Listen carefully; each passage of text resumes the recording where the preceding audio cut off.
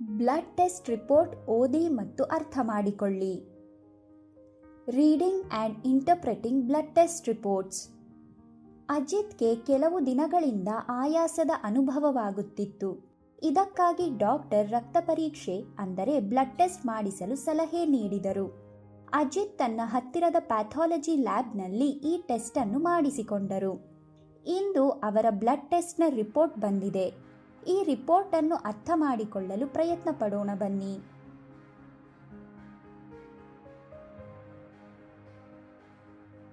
ನೀವು ಎಂದಾದರೂ ನಿಮ್ಮ ಬ್ಲಡ್ ಟೆಸ್ಟ್ ರಿಪೋರ್ಟ್ ಅನ್ನು ಗಮನವಿಟ್ಟು ಓದಿದ್ದೀರಾ? ಒಂದು ವೇಳೆ ನೀವು ಈ ನಂಬರ್ಗಳ ಅರ್ಥವನ್ನು ತಿಳಿದುಕೊಳ್ಳಲು ಕಲಿತರೆ ಆಗ ನೀವು ನಿಮ್ಮ ಆರೋಗ್ಯದ ಬಗ್ಗೆ ಜಾಗೃತರಾಗುತ್ತೀರಿ ಮತ್ತು ಸಮಯಕ್ಕೆ ಸರಿಯಾಗಿ ಡಾಕ್ಟರ್ನ ಸಲಹೆಯನ್ನು ಪಡೆದುಕೊಳ್ಳುವಿರಿ. ಬ್ಲಡ್ ಟೆಸ್ಟ್ಗಳಲ್ಲಿ ಹಲವು ರೀತಿಯ ವಿಧಗಳಿವೆ. ಅಜಿತ್ಗೆ ಡಾಕ್ಟರ್ CBC ಅಂದರೆ ಕಂಪ್ಲೀಟ್ ಬ್ಲಡ್ ಕೌಂಟ್ ಮಾಡಿಸುವಂತೆ ಸಲಹೆ ನೀಡಿದ್ದರು. ಇದು ಅತ್ಯಂತ ಸಾಮಾನ್ಯ ಮತ್ತು ಬೇಸಿಕ್ ಟೆಸ್ಟ್ ಆಗಿದೆ. ಇವು ನಿಮ್ಮ ರಕ್ತದಲ್ಲಿರುವ 3 ಪ್ರಮುಖ ಅಂಶಗಳ ವರದಿಯಾಗಿದೆ. RBCs red blood cells. ಇವುಗಳಲ್ಲಿ ಹಿಮೋಗ್ಲೋಬಿನ್ ಇರುತ್ತದೆ. ಇದು ದೇಹಕ್ಕೆ ಆಕ್ಸಿಜನ್ ಅನ್ನು ಸಾಗಿಸುತ್ತದೆ. ಒಂದು ವೇಳೆ ನಿಮ್ಮ ಹಿಮೋಗ್ಲೋಬಿನ್ ಕಡಿಮೆ ಆದರೆ ಆಗ ಅದು ಅನಿಮಿಯಾ ಅಥವಾ ರಕ್ತಹೀನತೆಯನ್ನು ಸೂಚಿಸಬಹುದು. WBCs white blood cells. ಇವು ಸೋಂಕಿನ ವಿರುದ್ಧ ಹೋರಾಡುತ್ತವೆ. ಇವು ನಿಮ್ಮ ದೇಹವನ್ನು ರಕ್ಷಿಸುತ್ತವೆ. WBC ಹೆಚ್ಚಿದ್ದರೆ ಅದು ಇನ್ಫೆಕ್ಷನ್ನ ಸಂಭವ ಮತ್ತು WBC ತುಂಬ ಕಡಿಮೆ ಇದ್ದರೆ ಇಮ್ಯೂನ್ ಸಿಸ್ಟಮ್ನಲ್ಲಿರುವ ತೊಂದರೆಯನ್ನು ಸೂಚಿಸುತ್ತದೆ.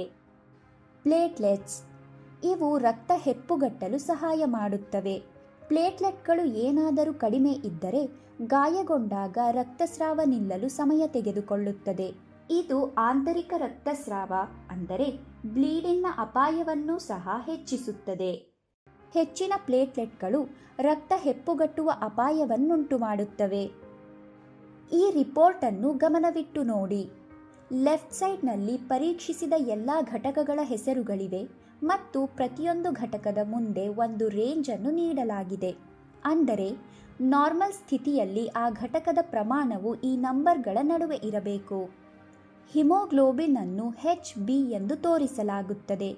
ಮಹಿಳೆಯರಲ್ಲಿ ಹಿಮೋಗ್ಲೋಬಿನ್ನ ಸಾಮಾನ್ಯ ಅಥವಾ ನಾರ್ಮಲ್ ರೇಂಜ್ 12ರಿಂದ 14 ಗ್ರಾಂ ಪರ್ ಡೆಸಿಲೀಟರ್ ಮತ್ತು ಪುರುಷರಲ್ಲಿ 13.5ರಿಂದ 17.5 ಗ್ರಾಂ ಪರ್ ಡೆಸಿಲೀಟರ್ ಇರುತ್ತದೆ. ಪ್ರತಿ ಡೆಸಿಲೀಟರ್ಗೆ ಗ್ರಾಂ ಅನ್ನು ಅಂದರೆ ಯೂನಿಟ್ಸ್ ಎಂದು ಇಲ್ಲಿ ಬರೆದಿದ್ದಾರೆ. ಅಜಿತ್ನ ಶರೀರದಲ್ಲಿ ಹಿಮೋಗ್ಲೋಬಿನ್ನ ಪ್ರಮಾಣ 14.7 ಇದೆ ಎಂದು ಇಲ್ಲಿ ಬರೆಯಲಾಗಿದೆ.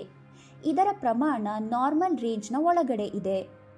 ಆದರೆ ಯಾವುದೇ ಘಟಕದ ಪ್ರಮಾಣವು ಅದರ ಸಾಮಾನ್ಯ ಅಥವಾ ನಾರ್ಮಲ್ ರೇಂಜ್ಗಿಂತ ಕಡಿಮೆ ಅಥವಾ ಹೆಚ್ಚಾಗಿದ್ದರೆ ಆಗ ರಿಪೋರ್ಟ್ನಲ್ಲಿ ಆ ನಂಬರನ್ನು ಹೈಲೈಟ್ ಅಥವಾ ಡಾರ್ಕ್ ಬಣ್ಣದಲ್ಲಿ ತೋರಿಸಲಾಗುತ್ತದೆ.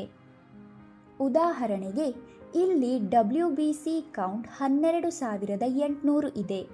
ಇದು ನಾರ್ಮಲ್ ರೇಂಜ್ಗಿಂತ ಹೆಚ್ಚಾಗಿದೆ. ಅದಕ್ಕಾಗಿ ಇದನ್ನು ಹೈಲೈಟ್ ಮಾಡಲಾಗಿದೆ.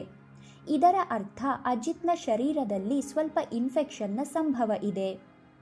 ನಿಮ್ಮ ರಿಪೋರ್ಟ್ನಲ್ಲಿ ಯಾವುದೇ ನಂಬರ್ನ ಹತ್ತಿರ ಒಂದು ವೇಳೆ ಲೋ ಅಥವಾ ಹೈ ಎಂದು ಬರೆದಿದ್ದರೆ ಅಥವಾ ಅದನ್ನು ಹೈಲೈಟ್ ಮಾಡಿದ್ದರೆ ಭಯಪಡುವ ಅಗತ್ಯವಿಲ್ಲ. ಡಾಕ್ಟರ್ ಅವರನ್ನು ಭೇಟಿ ಮಾಡಿ ಮತ್ತು ಅದಕ್ಕೆ ಕಾರಣವನ್ನು ತಿಳಿದುಕೊಳ್ಳಿ. ಬನ್ನಿ ಇನ್ನೂ ಕೆಲವು ಪ್ರಮುಖ ಟೆಸ್ಟ್ಗಳ ಬಗ್ಗೆ ತಿಳಿದುಕೊಳ್ಳೋಣ. Blood sugar test.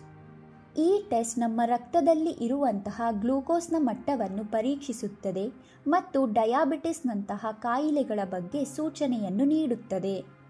Lipid profile. ಈ ಟೆಸ್ಟ್ ನಿಮ್ಮ ರಕ್ತದಲ್ಲಿ ಇರುವಂತಹ ಫ್ಯಾಟ್ಸ್ ಅಂದರೆ ಕೊಲೆಸ್ಟ್ರಾಲ್ ಮತ್ತು ಟ್ರೈಗ್ಲಿಸರೈಡ್ಗಳ ಮಟ್ಟವನ್ನು ಅಳೆಯುತ್ತದೆ. LDL ಬ್ಯಾಡ್ ಕೊಲೆಸ್ಟ್ರಾಲ್ ಏನಾದರೂ ಅಧಿಕವಾಗಿದ್ದರೆ ಅದು ಬ್ಲಾಕೇಜ್, ಹಾರ್ಟ್ ಅಟ್ಯಾಕ್ ಅಥವಾ ಸ್ಟ್ರೋಕ್ ಆಗುವ ಅಪಾಯವನ್ನು ಹೆಚ್ಚಿಸುತ್ತದೆ. ಅದೇ HDL ಗುಡ್ ಕೊಲೆಸ್ಟ್ರಾಲ್ ಎಷ್ಟು ಹೆಚ್ಚಿರುವುದೋ ಅಷ್ಟೇ ಉತ್ತಮವಾಗಿರುತ್ತದೆ. ಇದು ಹೃದಯದ ಕಾಯಿಲೆಗಳಿಂದ ರಕ್ಷಿಸುತ್ತದೆ. Thyroid function test. ಥೈರಾಯ್ಡ್ ಒಂದು ಸಣ್ಣ ಗ್ರಂಥಿ, ಆದರೆ ಇದರ ಪ್ರಭಾವ ನಿಮ್ಮ ಇಡೀ ದೇಹದ ಮೇಲೆ ಬೀಳುತ್ತದೆ.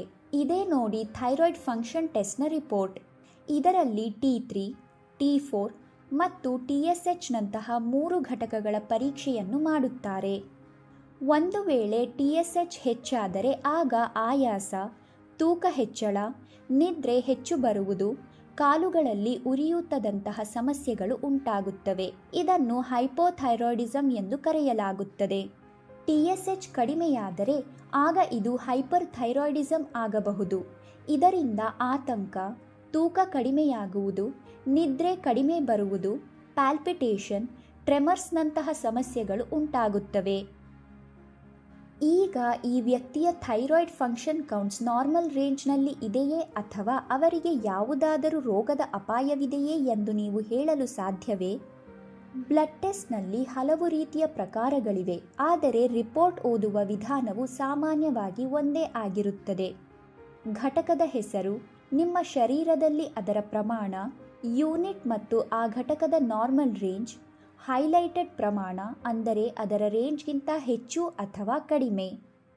ಹಾಗಾಗಿಯೇ ಇದು ಕೇವಲ ನಂಬರ್ ಅಲ್ಲ, ನಿಮ್ಮ ಆರೋಗ್ಯದ ಕಥೆಯಾಗಿದೆ. ಅದನ್ನು ಅರ್ಥ ಮಾಡಿಕೊಳ್ಳುವುದು ಮತ್ತು ಡಾಕ್ಟರ್ಗೆ ತೋರಿಸುವುದು ನಿಮ್ಮ ಜವಾಬ್ದಾರಿಯಾಗಿದೆ. ಡಾಕ್ಟರ್ನ ಸಲಹೆಯಿಲ್ಲದೆ ಯಾವುದೇ ಮುಂದಿನ ಹೆಜ್ಜೆ ತೆಗೆದುಕೊಳ್ಳಬೇಡಿ.